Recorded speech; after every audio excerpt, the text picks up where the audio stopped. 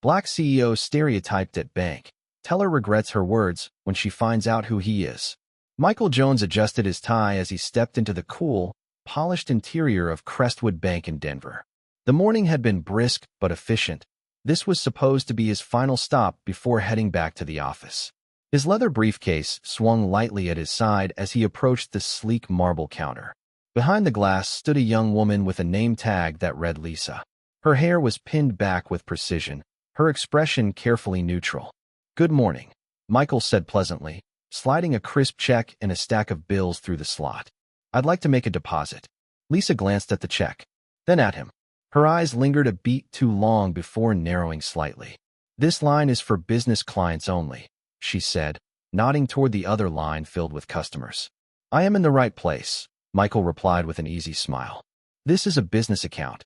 Her lips tightened into a thin line. "I'll need to see some identification." Michael didn't mind showing ID, but it was the tone that made him pause. He reached into his wallet and slid his driver's license toward her. Lisa examined it closely, flipping it over like it might reveal a secret. "This your ID?" she asked, her voice edged with doubt. "Yes," Michael said slowly. "Why?" Ignoring his question, she held the check up between two fingers like it was evidence in a case file. "And where exactly did you get this?" Michael felt his patience strain. "I wrote it. It's from my company, Apex Capital." She let out a soft scoff. "And what exactly is your position there?" "I'm the CEO," Michael answered evenly, though his calm exterior was starting to crack. Lisa's mouth curled into the faintest smirk as she leaned toward the intercom and pressed a button. "Security, I might need some assistance at counter 3, she said, her voice casual, like she was reporting a disturbance, not speaking to a customer. Michael straightened his posture. "Is there a problem?" he asked, his voice steady but firm now. Lisa folded her arms. "I'm just doing my job. This check doesn't look right, and your story doesn't add up. Do you have another form of ID? A passport, maybe?" Michael stared at her, incredulous. "Who carries a passport to the bank?" Her lips curved into a thin smile. "I do when I travel," she said smugly. Lisa's finger hovered over the intercom button, and her smirk only deepened. A tall security guard emerged from a side door moments later, his posture stiff and eyes scanning the room. The air felt heavier now, and Michael could feel the weight of several curious glances from other customers. "Is there an issue, Lisa?" the guard asked, his voice calm but firm. "Yes," she replied, gesturing toward Michael. "I suspect fraud. This gentleman handed me a check and ID that don't seem to match. His story doesn't add up." Michael turned toward the guard, maintaining his composure. "There's no fraud. I'm here to deposit a check from my company account, and everything I've provided is legitimate." The guard looked at Lisa, then at Michael, and back again. His stance shifted slightly, as if unsure how to proceed. "Do you want me to call the police?" he asked. Lisa waved her hand dismissively. "Not yet. Let's confirm the check first. It's from a company called Apex Capital. Apparently, he's the CEO." Michael inhaled deeply, the sharp edge of her words striking a nerve. "You could save us all some time by calling the number on the check," he said, keeping his voice measured. "They'll confirm everything." Lisa ignored him, pulling a second monitor closer to type in the check details. As her fingers moved across the keyboard, she glanced at Michael again. "Do you even have another form of ID? A business card? Anything that proves who you are?" Michael opened his briefcase and handed her a neatly printed business card, embossed with the Apex Capital logo and his name. She barely glanced at it before setting it aside like it held no value. "You know, we have policies to prevent people from scamming us," Lisa said, her tone sharp. "You'd be surprised how often we catch people trying to pass off fake checks. You should have thought this through better." Michael's jaw tightened, but he held his ground. "Is this how you treat all your customers, or just the ones who look like me?" he asked, his voice cutting through the tension like a blade. Lisa paused, her expression briefly faltering before hardening again. "I'm just doing my job," she said defensively. "You're the one who's acting suspicious." The security guard, still standing nearby, cleared his throat. "Why don't we let her verify the check and sort this out?" he suggested, his tone neutral. Michael nodded, taking a step back. "Fine. Go ahead. Verify it." Lisa's fingers danced over the keyboard again, and she picked up the phone to make the call. As the line rang, Michael crossed his arms and watched her, his calm exterior barely concealing the frustration building beneath the surface. Lisa held the phone to her ear, her tone clipped and professional as she spoke. "Yes, this is Lisa from Crestwood Bank. I'm calling to verify a check for $20,000 issued by Apex Capital. Can I speak to someone in charge?" Michael stood silently, his face unreadable, while the security guard shifted uncomfortably. The room seemed to quiet as customers nearby pretended not to listen but leaned in ever so slightly. A pause stretched in the air as Lisa's expression flickered. "Yes, I'll hold," she said curtly, tapping her nails on the desk as if the act of waiting were an affront. The line connected again, and Lisa's eyes widened slightly. "Oh, Mr. Jones? Yes, I have someone here trying to cash a check in your name, and I need to confirm its authenticity." Michael arched a brow, tilting his head as he waited for the inevitable. Lisa's expression shifted rapidly, her smugness evaporating into confusion, then shock. Her cheeks flushed as she stammered. Yes, of course. I didn't realize. Thank you." She placed the phone down with a trembling hand, her gaze darting toward Michael, but unable to meet his eyes. It's all verified," she mumbled, her voice barely above a whisper. The office door swung open, and Greg, the bank manager, a composed man with a practiced calm, stepped out, clearly drawn by the growing tension at the counter. He took in the scene. Lisa rigid behind the glass, a security guard hovering nearby, and Michael standing tall, his jaw set. "What's going on here?" Greg asked, his voice level but carrying authority. Lisa straightened immediately, trying to regain control of the situation. "I was just verifying a suspicious transaction," she said quickly, forcing a polite smile. "But it's all sorted now." Michael stepped forward, not aggressive, but steady, his voice low and measured.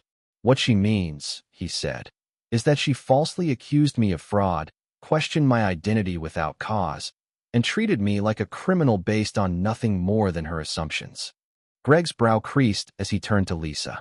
"Is that true?" Lisa fumbled for words. I was just following protocol. It's not my fault," he seemed. Greg lifted a hand, silencing her. "I'll handle this." He turned to Michael with practiced professionalism. "Mr. Jones, I apologize for any inconvenience. Is there anything I can do to make this right?" Michael's gaze didn't waver. "I think you need to take a serious look at how your employees treat people. Because this wasn't an inconvenience. It was unacceptable." The weight of his words hung in the air. Greg turned back to Lisa, and his tone hardened. "Lisa, you didn't just make a mistake. You treated one of our most important clients with disrespect and prejudice." Lisa blinked. "Client?" she echoed, her confidence draining away.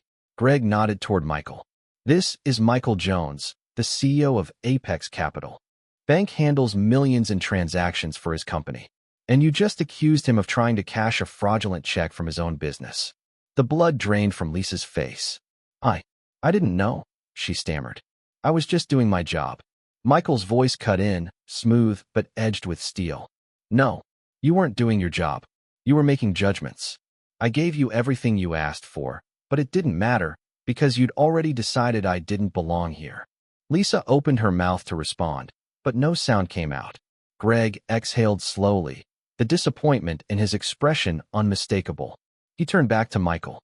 "Mr. Jones, on behalf of Crestwood Bank, I deeply apologize. This does not reflect our values." Michael studied him for a beat, then nodded. "Your apology is noted. But what matters now is action. What will you do to make sure this doesn't happen again?" Greg's jaw tightened as he looked back at Lisa. "Effective immediately, Lisa, you're terminated." Her eyes went wide, panic flooding her face. "Wait, terminated? You can't just." "I can," Greg said flatly. "And I am. We don't tolerate prejudice in this bank." The room fell silent, the only sound the distant hum of the lobby. Michael gathered his briefcase, calm and composed. Lisa stood frozen, the weight of her actions settling in. Greg inclined his head slightly toward Michael. "I'll personally ensure this never happens again." Michael gave a single nod. "See that you do." "I can, and I just did," Greg said firmly. "Clear out your desk by the end of the day."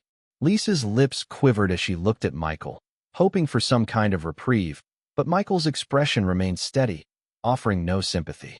The security guard stepped forward. "I'll make sure she collects her things without issue," he said, his voice low. As Lisa shuffled away, Michael turned back to Greg. I appreciate your swift action, he said, his tone measured. But you still have a larger issue to address. This isn't about one employee. It's about the culture that allows this to happen. Greg nodded solemnly. You're right. We'll review our training programs and policies immediately. You have my word.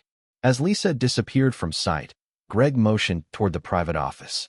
Mr. Jones, please, let me personally assist you with your deposit. Michael glanced around the bank, catching the uneasy stares from the other customers. He knew their curiosity wasn't from malice, but the moment still hung heavy with the weight of what had transpired. He nodded at Greg and followed him, briefcase in hand. Inside the office, Greg processed the transaction with precision, offering occasional reassurances that this would never happen again. When the deposit was complete, Greg leaned forward slightly, his tone earnest. Mr. Jones, I can't apologize enough for what happened today. It was unacceptable. Michael regarded him calmly. Apologies are important, Greg, but they're not the solution. What matters is making sure this doesn't happen to someone else, someone who might not have the resources or the position to defend themselves. Greg nodded solemnly. We'll take action. That's a promise. Michael stood, slipping his receipt into his briefcase. He paused at the door, turning back. And one more thing, educate your team. A lesson on respect and equality can go further than firing someone. Greg straightened, his expression firm and unwavering. Understood. Michael turned and walked toward the lobby. The air inside the bank felt different now, heavy with the echo of what had just unfolded. Conversations had quieted. Customers who had witnessed the confrontation were still watching him, their earlier curiosity replaced by something more thoughtful, respect, maybe, or a quiet reckoning. He paused at the center of the room and looked around. He wasn't a man who often gave speeches, but in this moment, silence felt wrong. Don't judge someone by how they look, Michael said, his voice calm but carrying easily. Across the lobby, you might be looking at the very person who could change your life. For a moment, no one moved. Then, slowly, people lowered their eyes, not out of guilt, but reflection. Michael gave a polite nod and pushed through the glass doors, the sunlight spilling over him like an old, familiar friend. Outside, he inhaled deeply. The anger that had flared earlier had cooled, not vanished, but transformed into something sharper, stronger. Determination. This wasn't just about him anymore. It was about everyone who had ever been underestimated, doubted, or dismissed. Inside the bank, Greg gathered the staff for an immediate meeting. Lisa's empty chair behind the counter stood out like a statement in itself, a quiet, undeniable reminder that something had to change. Not just at Crestwood Bank, but in every place where assumptions still overshadowed understanding. And for the first time that day, the building felt awake.